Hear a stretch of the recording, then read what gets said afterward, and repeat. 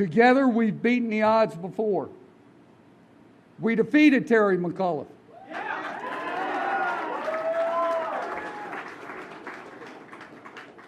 And together, we will defeat Abigail Spanberger.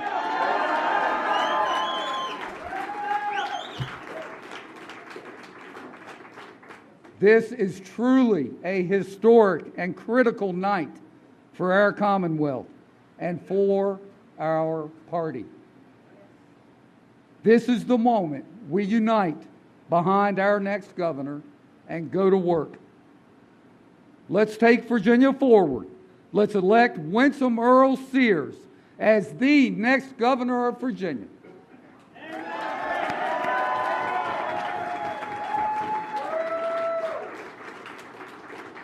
Thank you. God bless everyone here and your families. God bless our great Commonwealth. And God bless the United States of America. Thank you.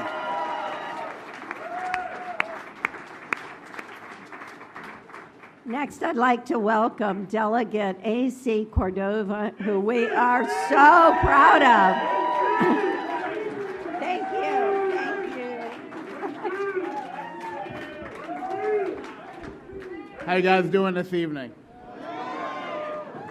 Guys, I met Lieutenant Governor Winsome Earle-Sears at a cookout when we were all running, when Glenn Youngkin took the state by storm by winning and beating Terry McAuliffe.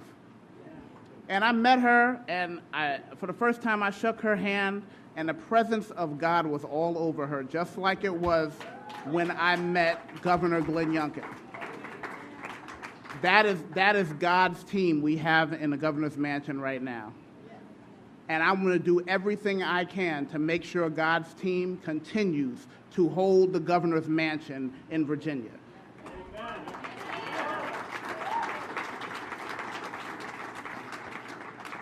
Winsome Earle-Sears is one of the most godly women I've ever met. Every morning in the General Assembly, she would go and she would have prayer breakfasts. Every morning. Every morning she would invite me, her and the governor. Every morning. And if you haven't been up to the General Assembly, I'm going to tell you, it's the most hectic experience you ever had. But they always took out time for God. She's a Marine. She's tough. She's fair. And she's loving. And she's a perfect person to be our next governor. And I will do whatever it takes to make sure she is America's first black female governor. And we are going to do that here in Virginia. We will keep making that history. So I am proud to endorse Winsome Earle-Sears to be our next governor to keep Virginia going in the right direction. So I like to keep it short.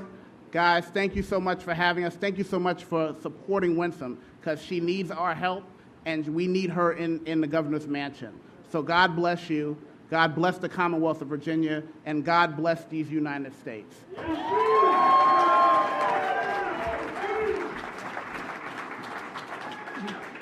And next we have Delegate Joe McNamara.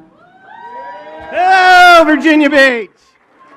I'm Joe McNamara. I'm from Roanoke, Virginia, and I came across this great Commonwealth because I love Winsome Earle-Sears. The same reason you're all here, and we know she will be the greatest governor that the Commonwealth of Virginia has ever had. I've known of Winsome Sears and her record for a number of years, but I saw firsthand the way she ran the Senate, the way she ran it fair, but with strength, with compassion and kindness. She can run the Commonwealth of Virginia even better.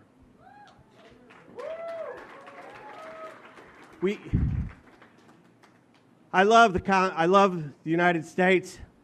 I love the Commonwealth of Virginia, and I love our next governor, Winsome Earle-Sears. Thank you.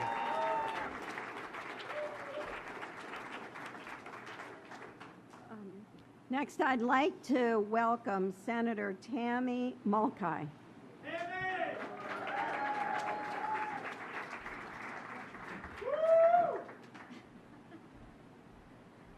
I'm the state senator that no one knows because I'm newly elected. I won a long 4-week race in January in a special election. Hey, but I beat 7 other people in the mass meeting. Give me a round of applause.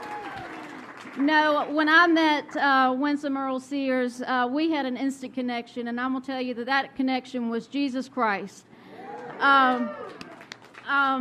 So I drove 3 hours here from the most rural place in Virginia you could probably find. I represent the largest land district in the state of Virginia. And I came here because now is the time. I caught a little slack today because I broke my promise of never endorsing anybody in a primary. But today is the time, and now is the time to be bold. And I stepped out, and I was bold, and I said, now is the time to endorse Winsome Earle-Sears for governor. There's no time to wait. We can't wait another day. So the thing I want to tell you about what Winsome and I have in common, I think she would agree, besides many things, we do a few high fives whenever God's mentioned on the Senate floor in the back room. But one thing that we truly believe, and that is when God has a plan and his people answer, there's no stopping what God can do. And we need a governor we need a Republican in the governor's mansion in 2025. And Winsome Sears has seen the call, she's answered the call, and she is willing to move forward, ever forward, and we need to get behind her and help her any way we can. And now is the time, and we cannot wait another day.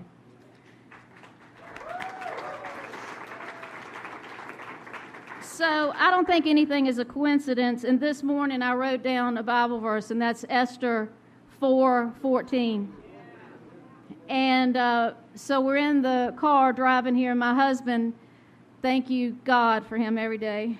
He keeps me on the straight path because I might be known as the senator who says what she thinks and means what she says. He was praying, and he said, let's remember the book of Esther. And the book of Esther, there was a lowly Jewish woman, servant, and she rose through a situation to the role of queen.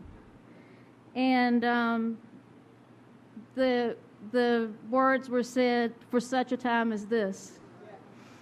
And for such a time as this, we need Winsome Earle-Sears to step up to the plate, and she has done so. And we need to get behind her because Winsome Earle-Sears will be the next governor of Virginia.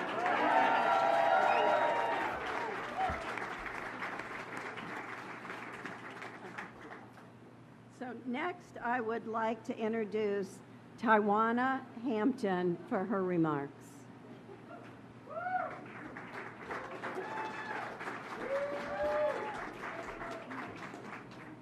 Good evening, ladies and gentlemen.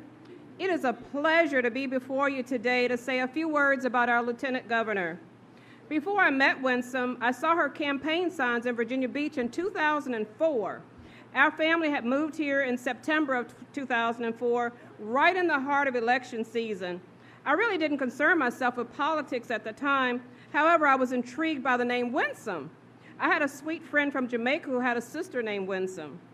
While at a Burlington coat factory here in the Tidewater area in 2008, 2 ladies approached me asking who was I voting for president.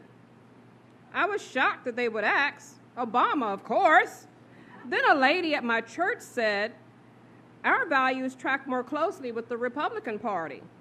I continued to vote as a Democrat through 2012.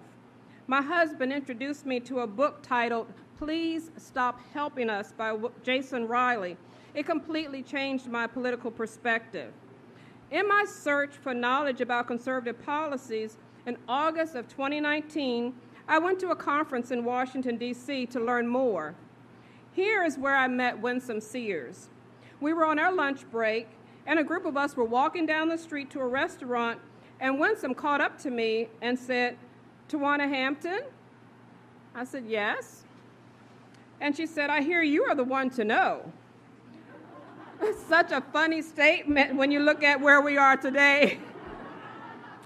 But it was a labor of love. I did all I could do, door knocking, phone banking, attending rallies, etc., to get Governor Youngkin, Lieutenant Governor Winsome Earle-Sears, and Attorney General Jason Ramirez elected.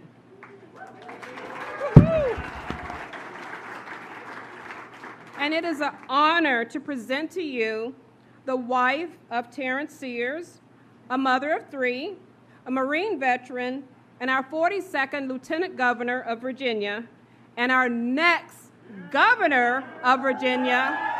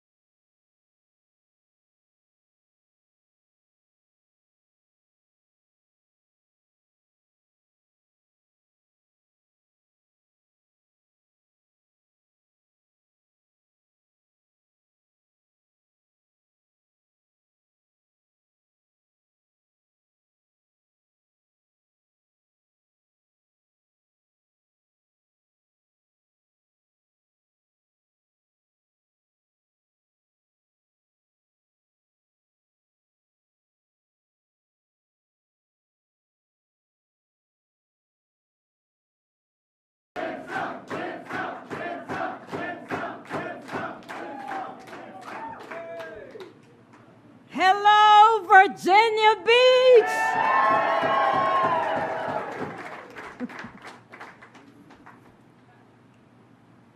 I just can't even believe I'm here. I really can't believe I'm here with all of you today.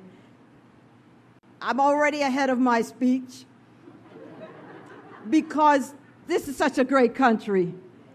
I mean, that's where I have to start. This is such a great country. God bless America. God bless America.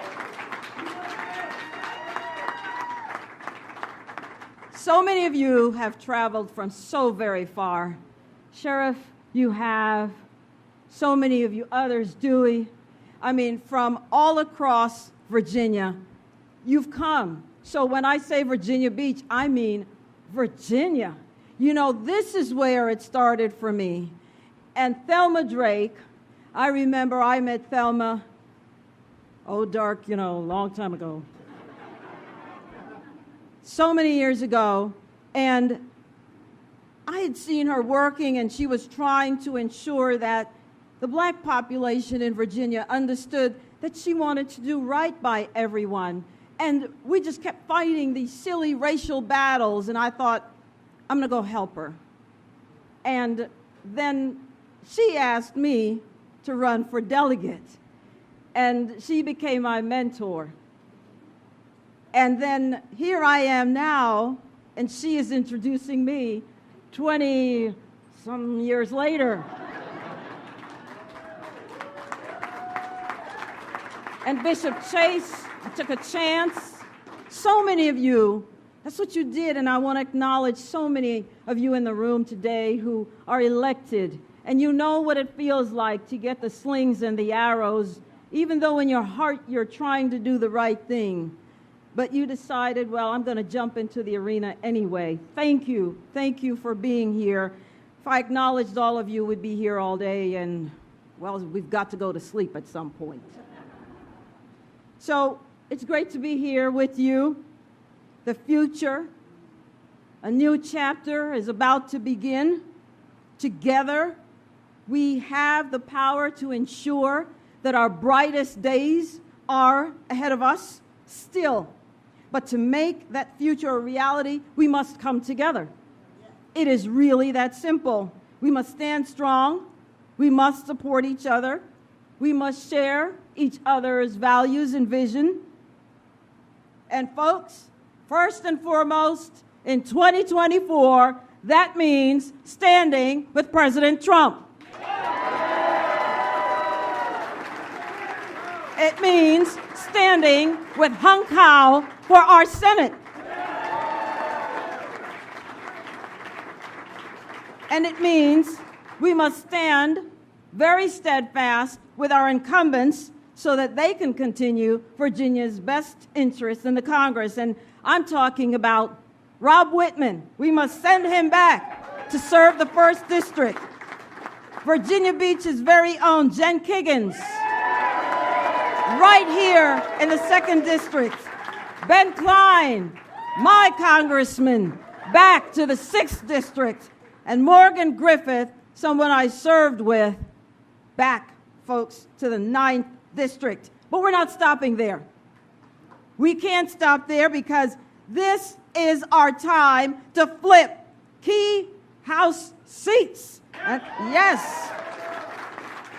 We're going to send a message about Virginia having bold conservative leadership, and I'm talking about Navy Chief Quartermaster Dr. John Sitka in the 3rd, Bill Maher in the 4th, Navy SEAL John McGuire in the 5th, Army Green Beret Derek Anderson in the 7th, Army Master Sergeant Jerry Torres in the 8th, Mike Clancy in the 10th, and Navy helicopter pilot Mike Van Mitter in the 11th. Yes, this 2024 election cycle is going to be tough. No doubt about it. But we've got to be ready to handle multiple challenges because, yes, we can walk and chew gum at the same time. We can do that. Life doesn't always give us nice, easy paths. They give us challenges, and we've got to meet them. We've got to be able to prioritize them because that's what leaders do. We have to take bold and decisive action. Winning Virginia, my friends, is not just possible, it is necessary. Necessary because the Democrats have had a head start, and they're fighting tooth and nail to win in November. And by the way, they want to win in November of 2025 as well. But we're not going to let them, are we? With your support, we can secure the future of Virginia and make sure that the values that we cherish remain strong for generations to come. So, let's roll up our sleeves. Let's get to work. Let's get to work. Let's get to work.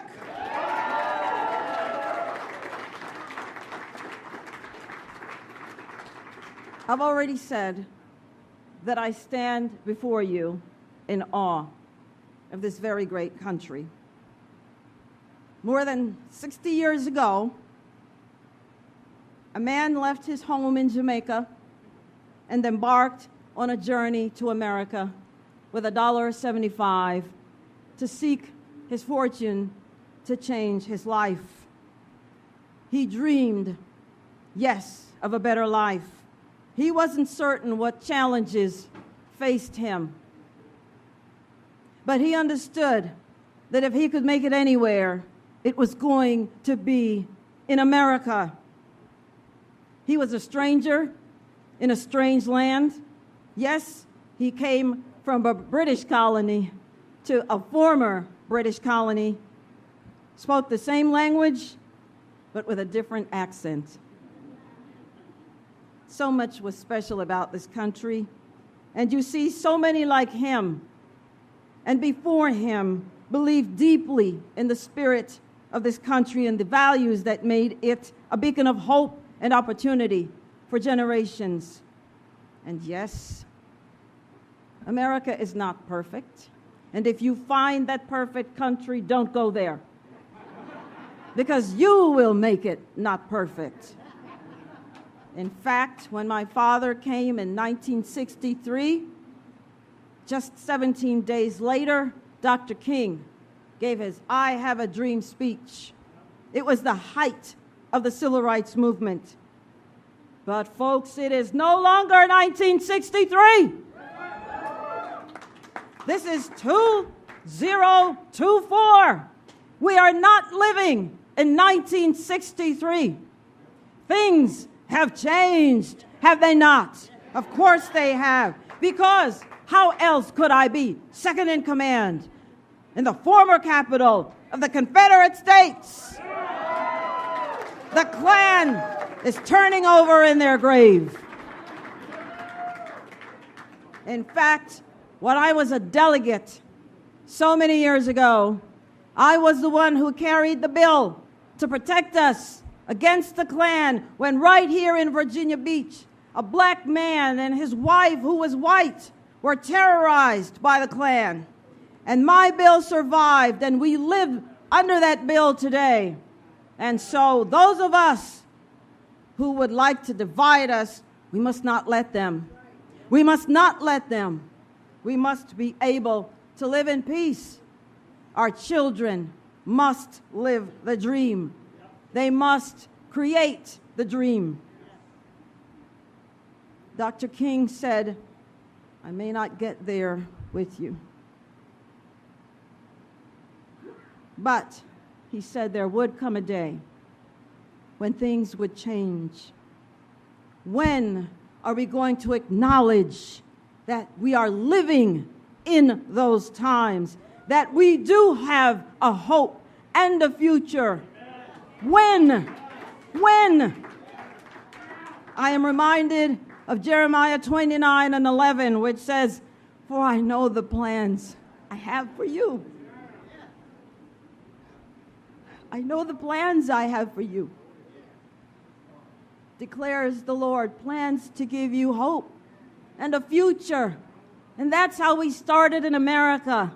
And yes, he said, I may not get there with you, but the doors will open. They're opening. How else could I be standing here?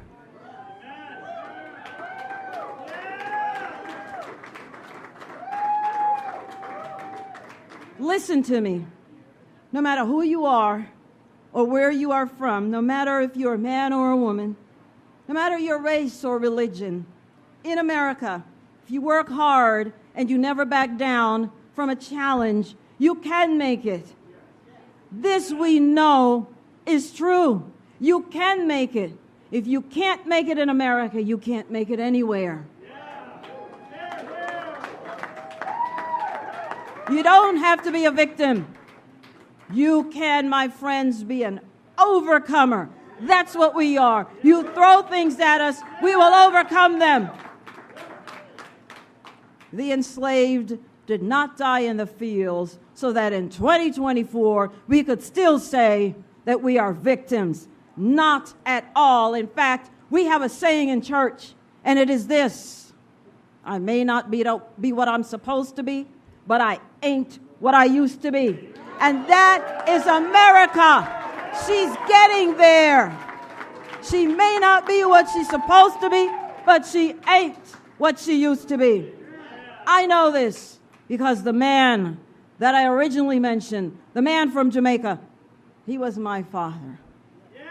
He was my father, and he came back for me, put me on that Pan American jet. And I arrived in the cold in New York. different sounds, different foods. And here I am today because, you see, his dream was that he would have a place in this world, a place with opportunity. And as we talk about opportunity, I want to tell you that I've not lived an easy life. I did not start college until I had 3 children, one of whom sits here today, and the other, hi Janelle, is in Florida. I started college, 3 children under 5. We only had 1 car. My Marine Corps husband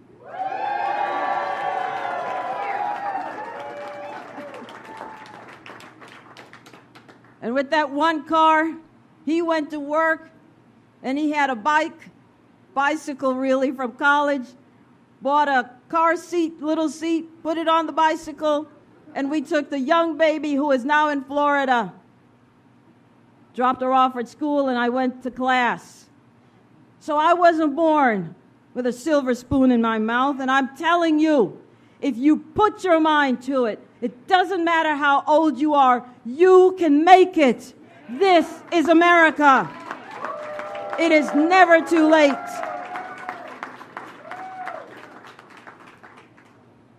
I've had great pain and great sorrow.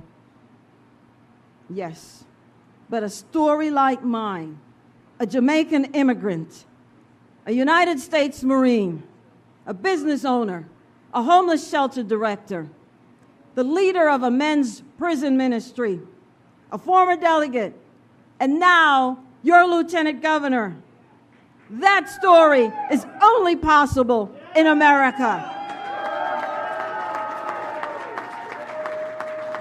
I love this great country, faults and all, yes, and I love our great Commonwealth. I remember when we were still living in California, I'd gotten out of the Marines and my husband was still in, and he was deciding where we should live. And you know, I was raised in New York partly, and he was raised in South Dakota.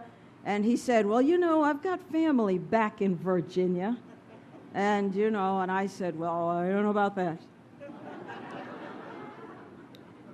But I said, let's try. And so here we are in the great old Virginia.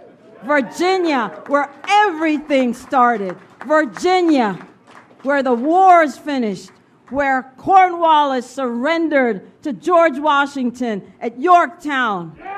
Yes. Where Lee surrendered to Grant at Appomattox. Where Christopher Newport planted the cross right here in Virginia Beach. Everything started right here in Virginia. It is up to us, ladies and gentlemen, to carry the dream forward for our children. We must make the darkness tremble. We must preserve Virginia for the next generation. And yes, the truth can be offensive because policy matters.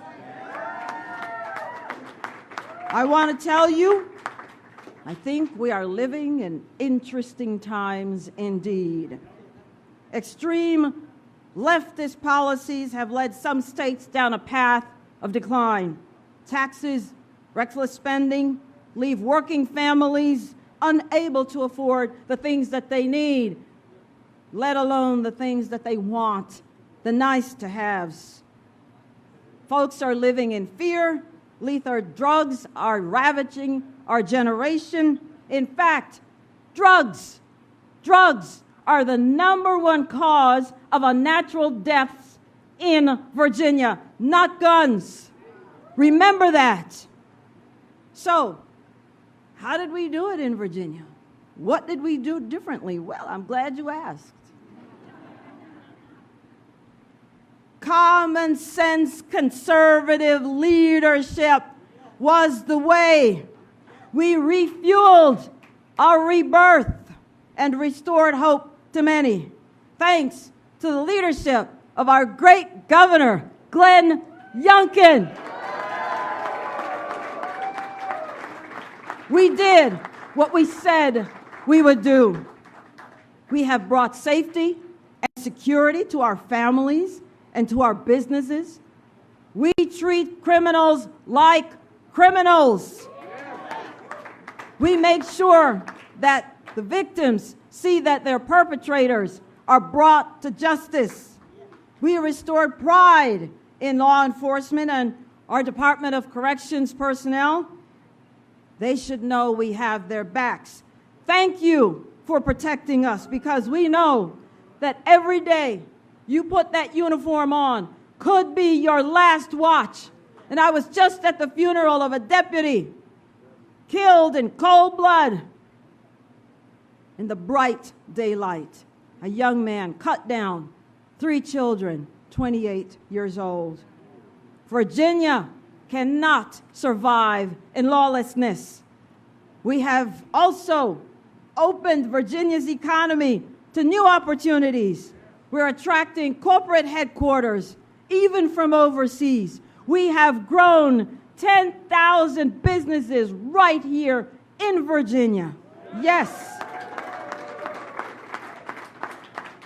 And we have also supported our businesses that are already here. We have cut taxes for working families and put more of their hard-earned money back in their pocket, because I want to know how much of my own money that I work hard for do I get to keep.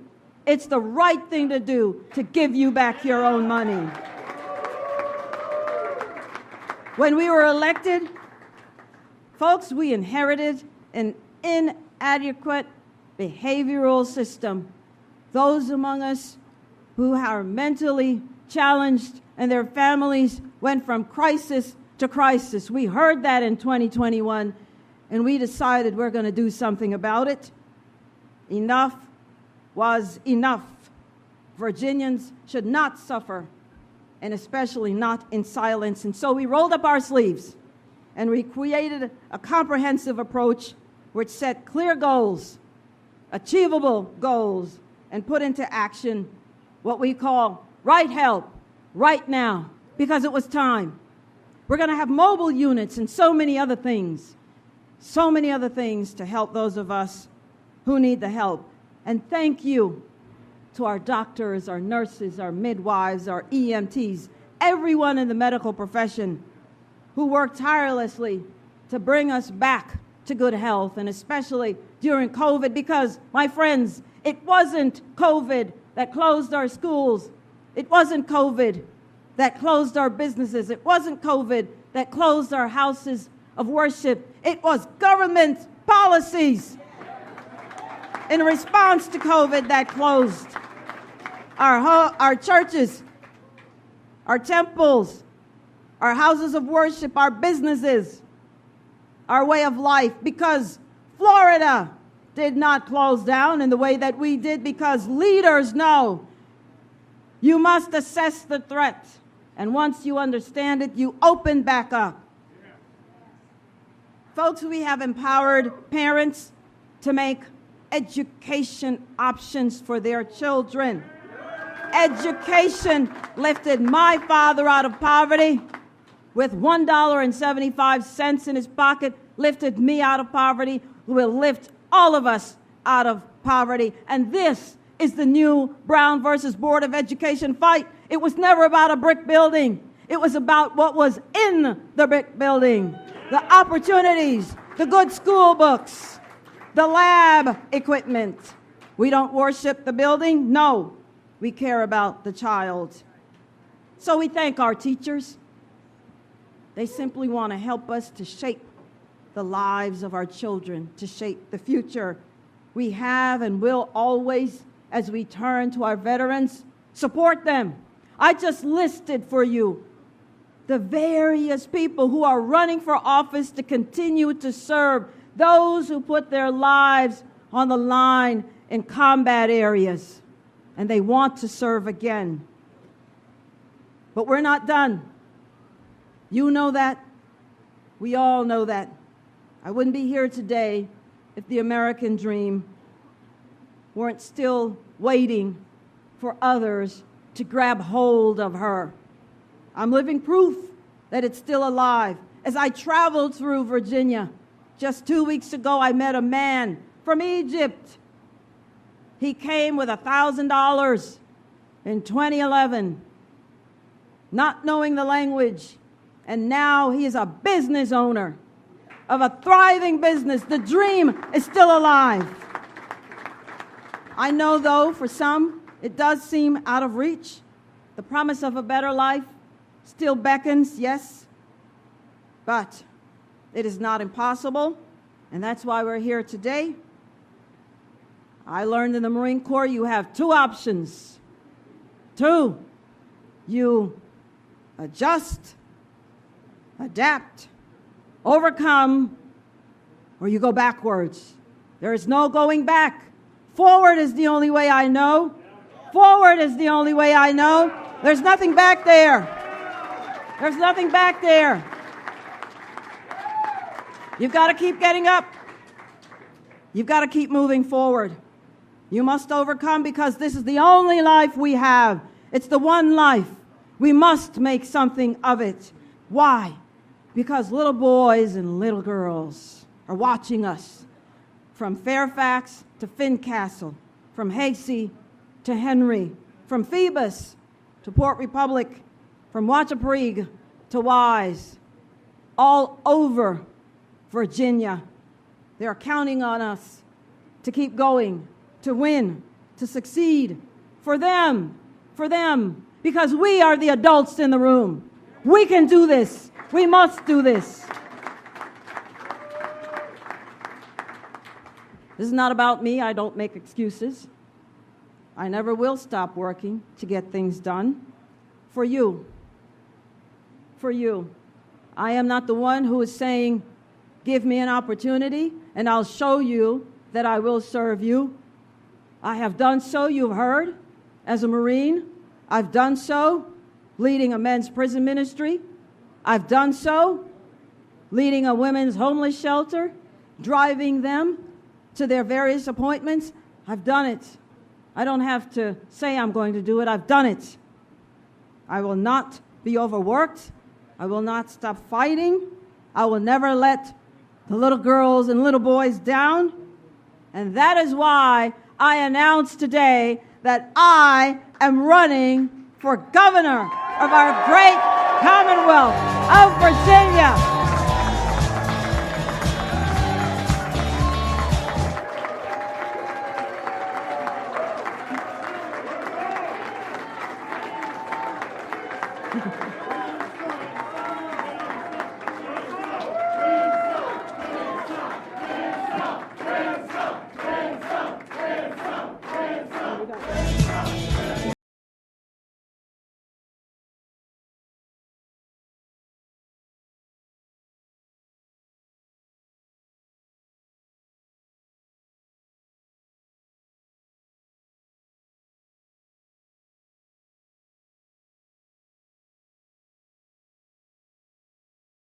We've still got work to do. We have to support President Trump. We have to get Hung Kao for Senate, Rob Whitman in the first, Jen Kiggins here in the second, Ben Klein in the sixth, Morgan Griffith in the ninth, John Sitka in the third, Bill Maher in the fourth, John McGuire in the fifth, Derek Anderson in the seventh, Jerry Torres in the eighth,